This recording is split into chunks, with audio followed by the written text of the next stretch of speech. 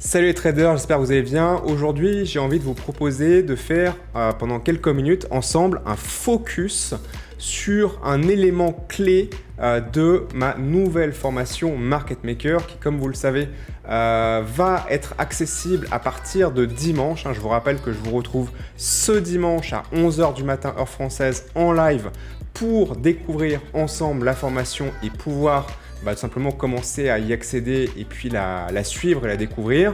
Et en attendant dimanche, j'ai envie un petit peu de vous teaser, comme on dit en anglais, et de faire un focus aujourd'hui sur un élément qui est un petit peu au centre finalement de l'approche de cette nouvelle formation Market Maker. Vous n'êtes pas sans savoir, c'est une statistique qui est très connue, que 90, 95, 97%, on ne sait pas exactement le chiffre exact, des traders perdent de l'argent sur les marchés. Alors quand on dit les traders, évidemment on parle plutôt des traders particuliers, je dis bien traders, pas investisseurs, donc c'est-à-dire des personnes qui probablement comme vous cherchent à gagner de l'argent en faisant tout simplement de la spéculation, du trading sur les marchés et en particulier pour ce qui nous intéresse sur Strategy, en particulier sur les cryptos. La stratégie Market Maker, donc comme vous le savez déjà, s'appuie sur la compréhension de comment opère cette catégorie de professionnels qu'on appelle les market makers, comme je l'ai expliqué dans ma précédente vidéo.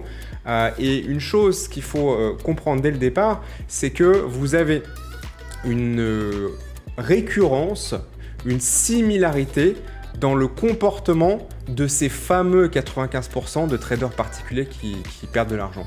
Ils ne perdent pas tous de l'argent de manière extrêmement différente les uns des autres. En réalité, ils perdent tous de l'argent quasiment au même moment et dans les mêmes conditions de marché. Ces conditions de marché, elles peuvent arriver naturellement, d'accord, mais elles peuvent aussi parfois être plus ou moins provoquées par les market makers. Dans les deux cas de figure, c'est finalement pas si important cette différenciation, mais ce qui est important de savoir, c'est que les market makers étant des acheteurs, revendeurs de liquidités, des gens qui achètent de la liquidité pour la revendre à d'autres professionnels de marché, eh bien, ils ont besoin d'avoir la liquidité et ils ont besoin d'avoir la liquidité la moins chère possible. Donc, ils ont appris à identifier ces moments où de manière groupée, commune, beaucoup d'acteurs de marché, et en particulier les traders amateurs particuliers, perdent communément de l'argent dans certains contextes qui sont finalement pas si compliqués que ça à définir une fois qu'on a un petit peu pris la bonne attitude et la bonne logique.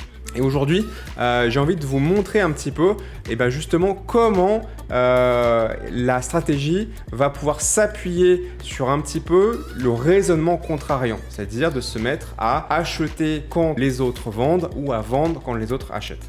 Donc ce que je vous propose maintenant, c'est de basculer ensemble pendant quelques minutes pour regarder ensemble quelques exemples assez classiques, assez représentatifs et un petit peu différents les uns des autres de moments où cette stratégie va pouvoir se positionner et pourquoi. Alors évidemment, je ne vais pas vous présenter la stratégie maintenant, donc c'est pour ça que le graphique est nu, il n'y a pas d'indicateur. Je ne vais pas évidemment vous dévoiler ces règles-là puisqu'elles le seront dans la formation, mais pour vous aider quand même un petit peu à comprendre le raisonnement qu'il y a dans le fait tout simplement d'identifier des moments où il y a peut-être une capitulation commune d'une partie du marché et où justement les market makers, de manière opportuniste ou parfois en l'ayant un petit peu provoqué ou accéléré, vont venir se dire « Tiens, très bien, tu es en train de lâcher tes positions en perte à un niveau très intéressant et du coup pas cher, entre guillemets. Merci, j'achète la liquidité et je vais aller la revendre, entre guillemets, tout simplement plus cher à d'autres acteurs de marché. » Donc là, on commence ici par une zone. Alors on est sur le Bitcoin, cette stratégie a été d'abord et majoritairement développée sur le Bitcoin. Elle pourra être adaptée à d'autres actifs, je vous expliquerai comment dans la formation, mais c'est quand même d'abord et avant tout une stratégie qui time les choses en observant le Bitcoin. On est ici en unité de temps 15 minutes, qui est aussi l'unité de temps de référence de cette stratégie. On est ici dans une zone très intéressante. Pourquoi ?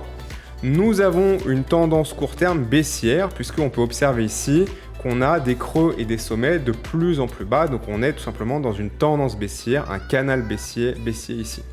On a cette tendance ici qui descend, qui descend, qui descend et qui arrive jusqu'à un point assez intéressant puisque là on est juste sur un support qui est sur le point potentiellement de céder. Si je mets un trait ici, on voit que voilà, là on a une zone qui est la zone la plus basse, qui est le niveau de prix le plus bas de la zone. Donc on a à la fois une tendance baissière et là on arrive au contact d'une zone potentielle de support. Et ce qui est intéressant de voir, c'est que là, le prix va venir chercher justement ici la liquidité de tous ceux qui vont se mettre soit à vendre une position qu'ils avaient achetée précédemment parce que leur stop est touché, soit se mettre à vendre à découvert à ce moment-là en disant on est dans une tendance baissière et en plus là on est en train de casser un support assez important puisque c'est le point le plus bas sur la zone, d'accord ? On peut constater aussi à ce moment-là qu'on a une augmentation des volumes et on voit qu'il y a en train d'avoir de l'argent qui est en train de changer de main ici et une forme d'accélération entre guillemets de la dernière impulsion baissière à ce moment-là dans un contexte baissier et en passant sous un niveau de support qui entre guillemets doit tenir ou sinon potentiellement on peut aller chercher plus loin. Et en fait ça fait partie des setups absolument parfaits pour se positionner à l'achat parce qu'en fait on est ici non pas dans une situation d'accélération de baisse mais d'inversion. Et comment est-ce qu'on peut prédire ça entre guillemets, même s'il n'y a jamais 100% évidemment de réussite? Eh bien parce que on est dans une continuation.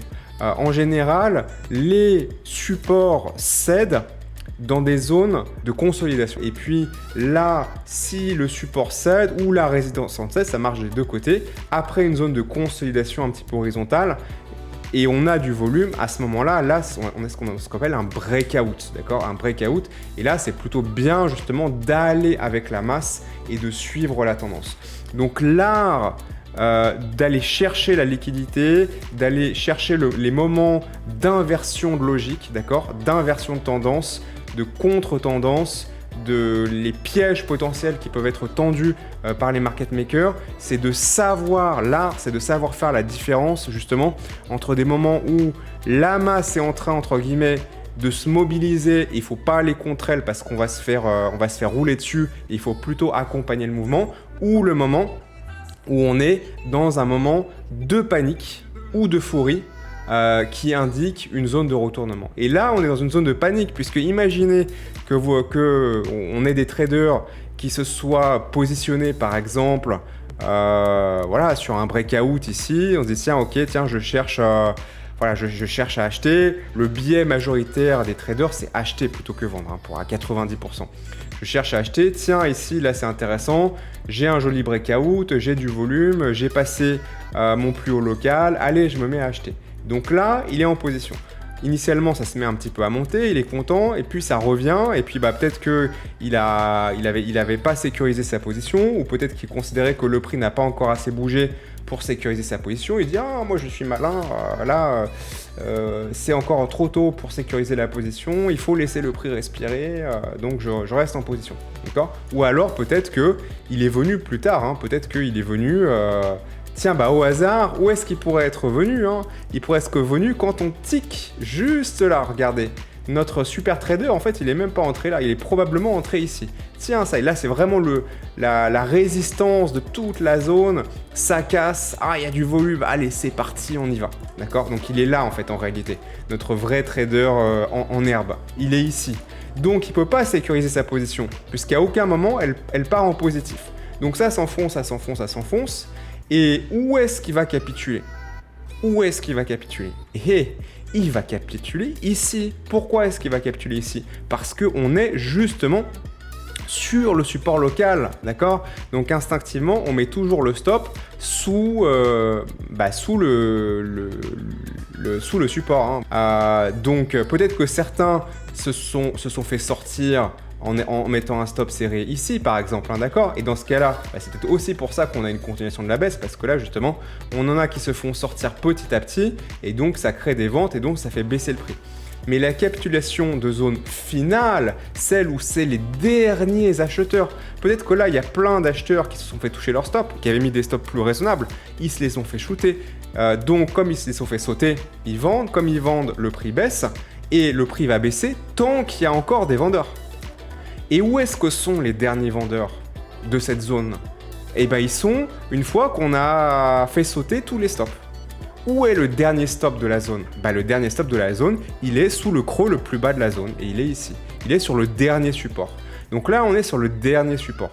Donc, on pourrait se dire, ok, mais donc du coup, le support est en train de céder et donc du coup, il y a du volume et donc du coup, ça avait accéléré. Et ben non, parce que là, on n'a plus de vendeurs. Ils se sont tous fait sortir petit à petit en ayant resté dans cette zone de reprise ici. Ils se sont tous fait sortir avec des stops à différents niveaux. Et là, c'est les derniers vendeurs. S'il n'y a plus de vendeurs, le prix ne va pas baisser. S'il n'y a plus de vendeurs, il reste que les acheteurs. Et donc là, c'est une zone parfaite pour les market makers pour se positionner et faire un arbitrage. Donc ça, c'est typiquement une zone qui nous intéresse, dans laquelle on est en fin de capitalisation, avec des volumes sur un niveau de support absolument critique qui est légèrement dépassé. Et puis évidemment, comme à chaque fois, c'est le moment où ça se retourne. Combien de fois vous vous êtes fait sauter vos stops en vous disant « Merde, comme par hasard, juste après que mon stop est touché, ça se retourne ».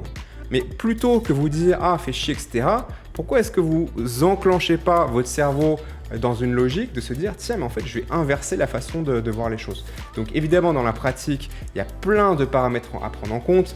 Là, je vous en ai montré un, je faisais un focus sur un aujourd'hui. Rien qu'avec juste cet exemple-là, je pense que j'ai réussi à vous transmettre un premier fondamental de raisonnement de la stratégie et je pense que c'est suffisant pour aujourd'hui. Ne vous inquiétez pas, on va avoir l'occasion de revenir sur ça bien plus en détail et puis surtout avec vraiment les règles précises, les indicateurs à utiliser, les pièges à éviter, etc. etc. C'est une façon de faire que je n'ai jamais vue. Dans les milieux de trading un petit peu classiques, voilà, le milieu des traders particuliers tout simplement. Et évidemment, ça va plus loin que ça, voilà, ça c'est un élément un petit peu de base, mais évidemment, il y a beaucoup plus de subtilités à connaître pour être efficace avec ça. Mais en tout cas, c'est une stratégie qui, une fois que vous avez compris le truc, que vous avez pigé, que vous êtes mis dans la bonne logique et que vous avez l'œil et que vous utilisez les bons outils pour bien timer les choses, c'est jouissif vraiment à utiliser et ça permet vraiment de gagner beaucoup d'argent dans une durée assez courte, c'est assez impressionnant. Donc j'ai hâte de pouvoir vous présenter tout ça. Je vous retrouve dimanche 11h du matin heure française en live, ça vous engage à rien pour venir découvrir un peu plus en détail cette formation et la stratégie qui est enseignée. Dans tous les cas, je vous dis à très bientôt. Salut!